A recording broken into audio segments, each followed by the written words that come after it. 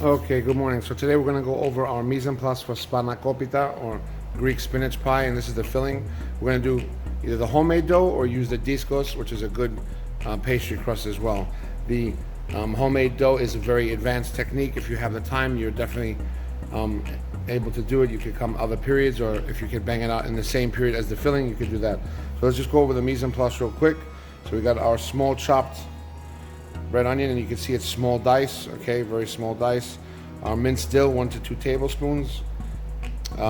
Grated mizithra or Romano cheese. Ricotta cheese, half cup. 1 egg. The feta cheese, about 6 to 8 ounces. If you like it more feta-y, you could put a little more. My minced garlic, 3 cloves. And my fresh lemon juice, half. Make sure you catch the seeds.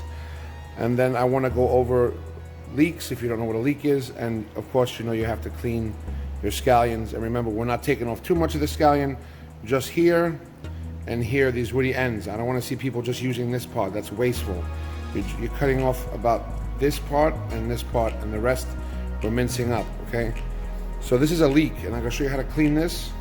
All right, it's got a lot of layers and there's a lot of dirt inside, so I'm going to show you how to properly clean this as part of your mise en place, and as well as how to squeeze out the frozen spinach. A lot of people use fresh spinach, but frozen spinach is used in most bakeries because it's more convenient and it's already cooked and it's run down. The only pain in the ass is that you gotta squeeze out the juice, and I'll show you how to do that right now. Okay, now to properly squeeze out the juice, as you can see here, I have it over a bowl, and the bowl is catching the juice. This is a whole bag, so I'm gonna split this between groups, okay? But for the sake of time, I'm just gonna show you real quick. So you're going to just squeeze it into little balls as best you can, just to drain the liquid, okay? So it may be a little cold, so make sure you wear some gloves. All right, and I'm just pushing it against my hand, and you can see that liquid coming out, and you get little balls like this, okay? You want to get rid of all that juice, you can see it there, and throw that out, because when we have the pastry and the filling done, we don't want it to get soggy and seep through the bottom of that nice crust that we have, especially if you made the homemade one. So eventually, you know, after you do half of this, your spinach should all look like this, nice and dry and squeezed out, okay? If it's not dry, please call me over if you're not sure if it's dry enough, and I'll make sure, because when you make everything filled, you don't want it wet. Okay, so the proper way to cut leeks is you have to clean out all the dirt, and to do that, especially with leeks and other leafy greens or dirty greens, is to cut it all up and put it in a large container like I have here, full of water, so that your cut vegetable stays floating on the top, and you're going to keep pushing it down, and all the sediment will sink to the bottom. That's why we have the big prep sinks. If you realize, near the door, those are actually food prep sinks. So if you have, like, say, a whole bunch of romaine lettuce or iceberg lettuce or something really dirty like cilantro, you put it all in there and you keep pushing it down so the sediment settles from the cut veggies and leaves, okay? Because you can't get in there unless you cut through there. All right, so let me just put this to the side and show you how much we're going to cut off. I already cut off some because it's actually really long. So we're going to use more of this part here because these tend to be very woody, and we don't really want that in the Spanakopita because it's woody and stringy. So I'm just going to cut about right here. Cut that off, throw that out, and just cut off just a little bit here, all right? All right, so even if you peel one layer, you can see a little bit of dirt here. You see that dirt? But that's what we want to avoid, okay? See the dirt there. So let's cut this first. We're going to cut it down the middle. Okay, open it up, turn it over like this, cut it again. And then we'll make like a medium dice, okay? So after we do the medium dice, we'll transfer it to the water that we have over here and put that into the shot, okay? So we have the leeks at the top, and just kind of push down and rub like that, and just keep pushing it down. It's just a little amount for a lot of water, but if you were doing, like, say, a whole case of these, you would have them in a giant prep sink like we have at the door. All right, just like, okay. I'll come back to this after I prep the rest of my mise en place and show you where the sediment is. Okay, our leeks have been sitting here. I've been pushing them up and down. You see they're nice and clean, okay? Now if I show you the bottom of the container, you'll see where all the sediment has settled to the bottom. All the dirt and everything like that. You can actually see it better in person when you do it, but you can still see like all that dirt and stuff down there. And these are really clean. Actually, these leeks are not as dirty as other leeks that I've gotten in the past, where they're really full of sand. All right, so let's get the rest of our mise together and start cooking off the aromatics. I have this preheating over medium-high heat. Okay, as you can see here, if you guys know me, someone was using this, and what were they doing? They were using a metal utensil and ruining my Teflon. So remember, never use metal on these guys. This pan is going to be chucked at the end of the year. All right, so I have that preheating. Okay, a little like olive oil goes in. Okay, so we're doing the aromatics first.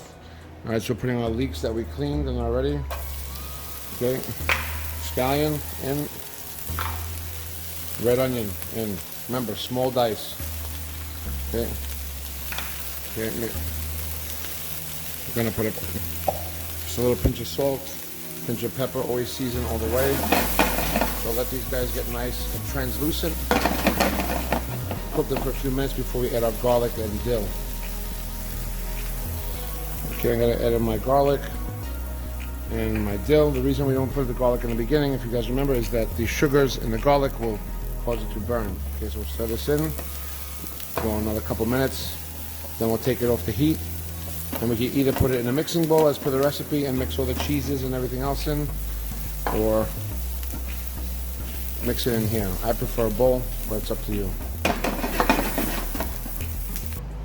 Alright, so like I said, I like to transfer mine to the bowl if you want to do it in the pan, but the pan stays really hot.